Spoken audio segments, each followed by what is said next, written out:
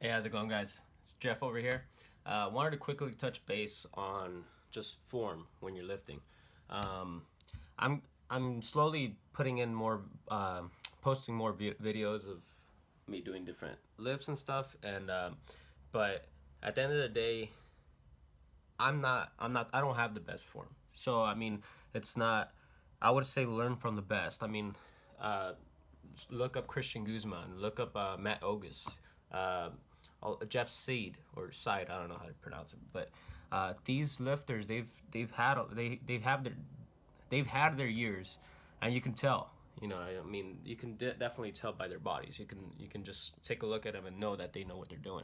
Now, one thing I do want to mention is when I first started when I was like 12 years old, I messed up a lot. A lot of the times it was just me learning from my own mistakes. And I tried my best to just, anytime I met someone that had a good body and had a body that I would say I would probably want, then I would listen. I would just learn, ask, and find out what it is that they do differently. And I ended up learning a lot from a lot of these different people. And now, one of the main things I want to get out there is the whole topic of form. Um, when I first started, like let's say take bench press for example, I only started on the bar and then I would put like a 25-pound plate on each side, and that is very very lightweight. But I mean, at the time it was heavy for me, and I tried my best to just lift that and do it with good form. And even then, I just didn't understand what good form was, and a lot of that comes with time. Like a lot of, especially if you've never lifted before, it's gonna take a process to understand the mechanics of your body, like how you activate different muscles, and the whole time, the most important thing you want to take in is the whole um, mind muscle connection. That should be the most important of all. Like when you're doing a lift, you should be feeling a sense of activation in the muscle that you're targeting. For bench press, you should be feeling that burning sensation on your chest.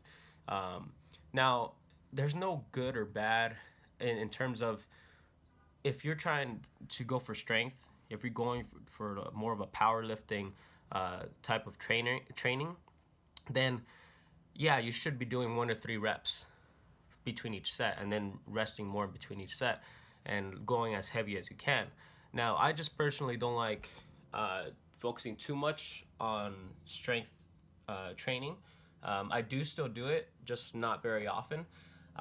It's very, I wouldn't say bad on your joints, but it takes out a lot from your body because once you get to a certain threshold of how much you're lifting, your body's just gonna try and do anything it can to just get the weight up.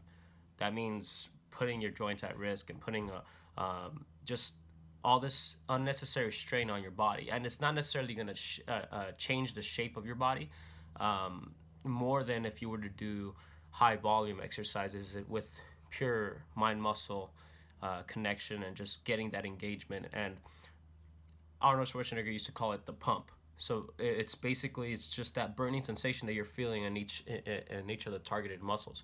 Um, but so the key thing I want to get out there is just don't feel that you need to lift a bunch of heavy weight. And don't get me wrong, I don't have the best form, and I'm not the strongest out there. Definitely not the strongest out there. But I would say just learn from the best. Like look up even here on YouTube or on Instagram. Look at the lifters that you look up to. Like for me, I really like Christian Guzman. I like his training style. I like his physique. That's a physique that I would aspire to have. And so you pick out a person that is already has a lot of years on them in terms of weight training and lifting and just bodybuilding, whether it's bodybuilding or powerlifting, whatever it is that you're trying to go into, whatever your goals are. Find someone that's already where you want to be at, and then just look at how they go about their training, their diet, and all that, even down to the rest times. Just like those small things, and just see how their form is during these different lifts. Um, but just mainly make sure that you're doing these lifts right because you could get hurt. I've hurt my back before. I've almost dislocated my shoulder before, and it's not it's not a fun thing. It's quite serious because then you think to yourself, dang, if I mess up, like, that could be the end of whether you're doing this for a career or just your own personal goals. Like that, you could freaking really mess up bad, And I've had friends that have messed up their bodies bad, and you're just never the same. And so, if you have to drop the weight to really, really observe your body and get that mind muscle connection to really understand what muscles you need to incorporate throughout the whole lift, especially when you're talking about squats, deadlifts, those big, high, heavy compound lifts, you want to really make sure you don't feel the need to get on heavy, heavy weight if you really don't understand the whole mind muscle connection. Like you want to know which muscles you're trying to activate and which muscles you're supposed to be using in order to get the weight up. If you don't know, your body's natural tendency, especially when you're doing these heavy compound lifts, is to just get the weight up. It'll use it. You'll end up using your own weight to try and get the weight up. You'll end up using your back. Your form will suffer a lot. Now, for me, for example, squats and deadlifts have always been the toughest things for me. I didn't even start training legs until last year. So that's always been a weak link for me. When I first started bodybuilding, I never put any attention to my legs, and that's something that I'm definitely living the repercussions of that. And so one of the best things I can advise you on too is just make sure you train legs. Like squats and deadlifts are very, very important. Mainly I would say squats and just full core exercises, but yeah, just make sure that you're doing the form correctly.